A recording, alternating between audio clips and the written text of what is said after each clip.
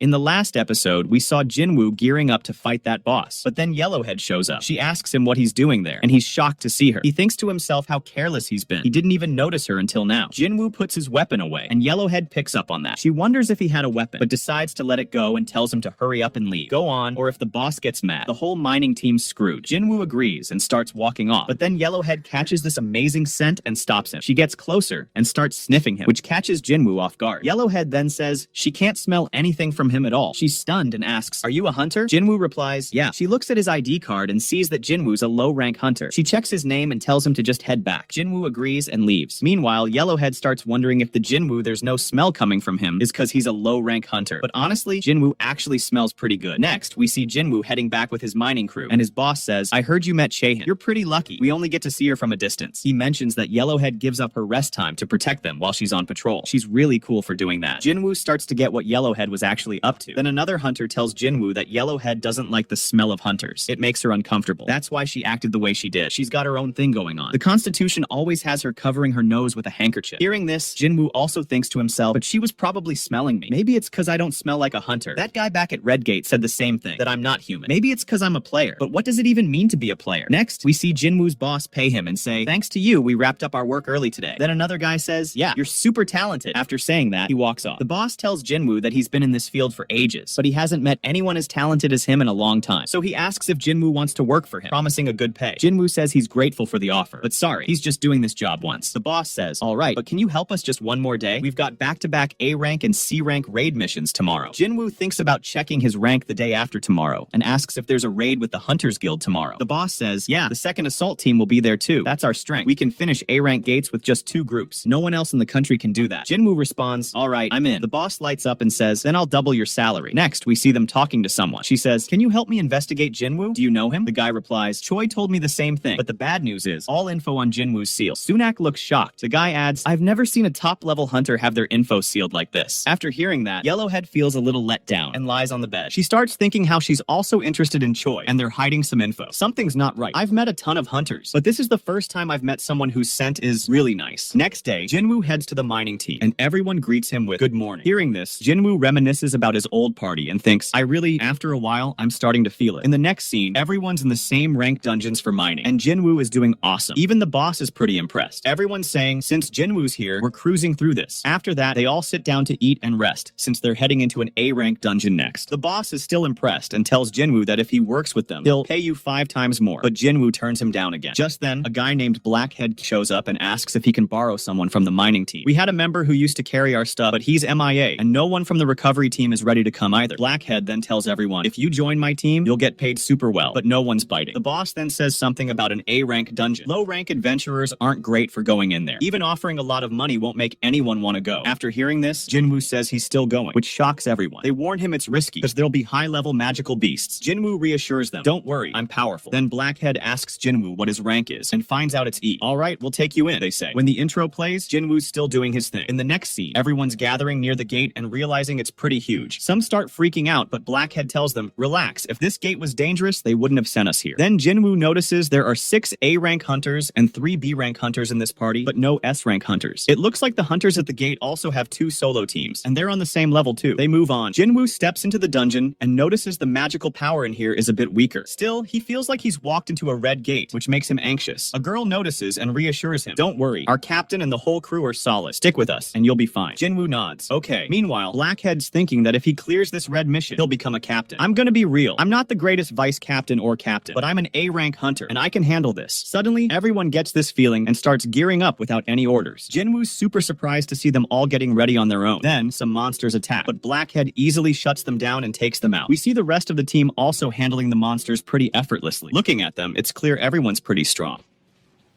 These monsters are called dungeon jackals. Now people are wondering how these monsters can even be in an A-rank dungeon. Jin-Woo asks, "Are they rare?" The girl answers, "Yeah, they're C-rank magical beasts." Then Jin-Woo notices the monsters are wearing collars around their necks. He points it out to Blackhead and says, "Looks like someone raised these guys, like hunting dogs." As he's saying this, suddenly, even stronger monsters show up. Seeing this, Jin-Woo thinks, "Just like I figured. Exactly what I thought." Everyone's shocked seeing those monsters and exclaims, "These are high orcs." Then, one of the orcs throws a spear at them super fast. Blackhead raises his shield shield to block, but the pressure's so intense it pushes him back. He's freaked out and says, "That was a crazy powerful attack. Now we've got to deal with these orcs." The fire starts to spread, and everyone gears up. But then the orcs charge at the back of the group. One guy steps up and uses his strength to push one of the orcs back, saying they're not going to back down that easily. But the orc doesn't retreat far, which shocks everyone, and they realize their magic resistance is crazy strong. Then the orc charges back to attack again, and a girl spots it. She uses her magic to hold the orc in place, but the orc starts breaking free. She says, "Wow, this guy's way too strong. I can only hold him for a little while." Then she calls for Joseon, who says, "All right, I'll get some help." He summons creatures to attack the orc. Meanwhile, we see the orc breaking free from the girl's magic. On the other side, Joseon's panicking, shouting, "These creatures were my trump cards. They're using up too many MPs." Meanwhile, another hunter's fighting with her fists. She's got the upper hand on one orc, but then another one jumps in and slams her into a wall, knocking her out cold. Just before the healer can rush over, another orc comes in for the attack. Seeing this, Blackhead rushes over and takes out the orc, saving the girl's life. Blackhead says there are just too many enemies. If they surround us, we're done. He orders everyone to fight in groups and starts getting serious. Then he mentions even the B rank members won't be much help. Just then, we see someone attacking a hunter, chopping off his hand. The hunter's about to finish him off when the same girl shows up and stops him. She's a healer, and she's using her magic to heal the hunter. Using her powers, she brings the guy's hand back. But suddenly, another monster shows up and's ready to attack. Realizing she's about to die, the girl closes her eyes, accepting her fate. But then, she suddenly hears a scream. She opens her eyes, shocked to see someone's grabbed the monster. It's Jin-Woo, hiding in the shadows. He steps in, grabs the monster, and goes straight for its neck, taking it out. Seeing this, the girl's totally shocked, wondering what just happened. In the next scene, we see Blackhead fighting an ogre, and suddenly, Jin-Woo shows up and attacks the ogre, weakening it. This allows Blackhead to easily defeat it. Afterward, Blackhead's confused and asks, "How the heck did these ogres get so weak all of a sudden?" That's when we find out Jin-Woo's amazing. He sneaks around taking out the ogres one by one. He says he doesn't want to draw too much attention since he's an outsider, but he can't just stand by and let these guys suffer. So he keeps hiding and picking off the ogres, weakening them. Thanks to that, it's easier for the rest of the team to take them down. Now they're all going full force and wiping out the ogres one by one. Everyone's just stunned that they actually pulled it off. Blackhead asks if everyone's okay, and they all say, yeah. Then the girl steps up and tells Blackhead, "During the fight, I felt something weird." Blackhead agrees, saying he felt it too. Like everyone's power suddenly started fading. He turns to the other girl and asks, "Did you do something?" She replies, "I don't have any magic that could do that." The other girl chimes in, "Looks like no one in our crew can pull that off, but hey, we still won." Blackhead nods. "Yeah, guess we got lucky." Then we find out the girls figured out all of Jin-Woo's tricks. She says, "I'm a magic caster, so I detected his stealth skills. We owe our survival to Jin-Woo, but it's cool. He doesn't want to hide his identity. There's gotta be a re-Blackhead for that. For now, I'll just ignore it and move on." Another guy asks if they should move forward since more danger's coming, and they should head back. Blackhead looks deep in thought. Jin-Woo notices and says, "I get it. You don't want to give up, but as a leader, you gotta make the right call." Blackhead agrees with everyone and says, "All right, let's retreat." Everyone's relieved and says they thought he was gonna tell them to keep pushing, but Blackhead replies, "No way, I'm not that stupid. All right, let's get out of here." As they head toward the gate, they notice a high-level barrier blocking the way, so they can't leave. They start freaking out, but when we got here, this barrier wasn't here. The magic caster says, "Give me a sec. I might be able to get rid of it." The girl thinks there might be a monster in the dungeon who can use high-level magic. Good thing we have her with us. We're not facing it. We're heading out because we can't take on everyone. Suddenly, they sense a super dangerous magical presence, and everyone starts freaking out, saying it might be a dungeon boss. The magic caster says, "We need to bail fast." The other magic casters agree to help. Meanwhile, Jin-Woo's deep in thought and mentions even B-rank hunters can feel this heavy magical energy. They're outside the gate now, and Jin-Woo wonders, why didn't we feel this earlier? They notice anyone trying to mess with the barrier is getting hurt. Blackhead says, "Feels like there's some curse magic going on, like we've walked into a trap." As he says this, he turns around, shocked to see a whole army of high orcs. One of the hunters says, "There must be over 50 of them." Blackhead steps right up in front of them, ready to face them. Another guy steps forward and they're face to face. He starts saying something, but no one gets it. Then he starts nodding his head like crazy, and finally, he speaks up. "Humans, my name's Galgan, and I want to meet all of you." Blackhead asks, "Did you block the entrance?" He replies, "Yeah, I'm a great sorcerer from Glorious Orc Drive." Blackhead asks, "Is there anyone else here besides you?" The sorcerer says, "What do you think? You really think you can beat me?" He smirks. "Now, you decide, die at my soldier's hands or come meet me." Blackhead says, "All right, we'll come meet you." The guy starts leading them away, and Blackhead says, "Once we meet the boss, we're gonna get attacked. While we fight, he won't be able to keep the barrier up for long. So Jin-Woo, take advantage of that. We gotta bounce and find the main asshole team to ask for help." Jin-Woo then says, "You trying to get yourself killed?" And Blackhead's like, "Our mission ain't just about making it out of the dungeons alive, it's about closing that gate." Then the same girl rolls up to Jin-Woo and says, "Please do this for me. Please give my diary to my fam. We'll finish the mission, but you're on your own, so just try to make it out of here alive." After seeing all that, Jin-Woo starts thinking about double dungeons. Things start feeling familiar when he says that the people here ain't like the people back home. So he grabs the diary and says, "All right, I'll give this to your family, but I hope it don't come to that." The girl's happy about it. Then, in the next scene, we see Yellowhead coming in, looking for Jin-Woo. Out of nowhere, the same boss shows up and asks her, "What the hell are you doing here? You were supposed to be off today." And she replies, "Forget all that. Just tell me." When Jin-Woo was here, he said he'd be there, but turns out out he's actually in the dungeons with the real team, so he'll be inside the gate on time. Next thing we know, we see those boxes where Jin-Woo and his crew gather at this spot packed with orcs. We also spot a bunch of nasty monsters next to the throne, but the biggest, baddest one's sitting on it. He greets all you humans, and that's the deal. And that's a wrap for this episode. If you liked it, hit that like button. If you got any anime recap requests, drop them in the comments below. I'll catch you in the next one. Peace out.